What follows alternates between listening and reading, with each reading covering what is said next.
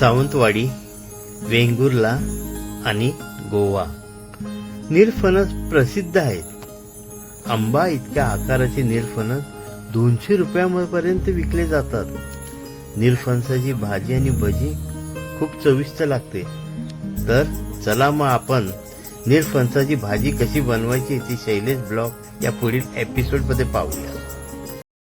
Shailesh kitchen मध्ये आपलं सहर्ष स्वागत। आज आपण बनवणार आहोत निरफणसाची भजी। हा आहे निरफणस। मागील एपिसोड मध्ये आपण निरफणसाबद्दल तुम्हाला बरंच काय सांगितलेलं। गोवा, सावंतवाडी, वेंगुर्ला या ठिकाणी याची जास्ती लागवड आहे आणि भरपूर प्रमाणात गोव्यामध्ये ह्या फणसाची मागणी आहे। ह्या एवढूसा फणस 200 रुपयाला जातो। ह्या फणसाची भजी आणि भाजी एकदम चविष्ट लागते।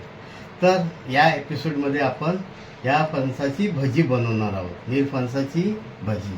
तर प्रथम आपण हाताला तेल लावून घेऊया, कारण यात थोडाफार चीक असतो आणि मधून आपण कापून घेऊया।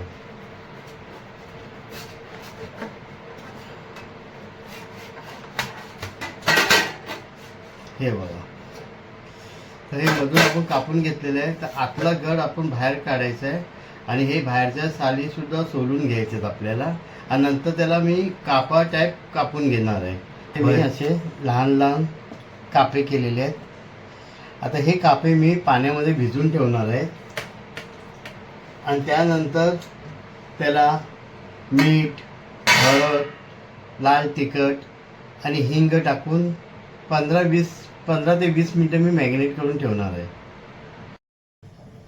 मॅरिनेट केलेली आपले निरफणसाचे कापे आता आपण तळायला घेत आहोत।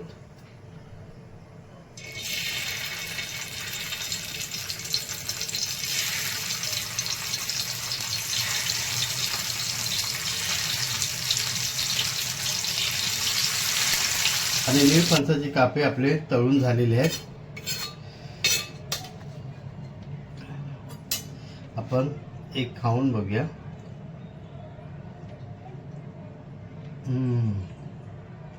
अप्रतिम, एकदम चविष्ट। खरंच नक्की करून बघा निरफणसाचे कापे आपल्या घरी।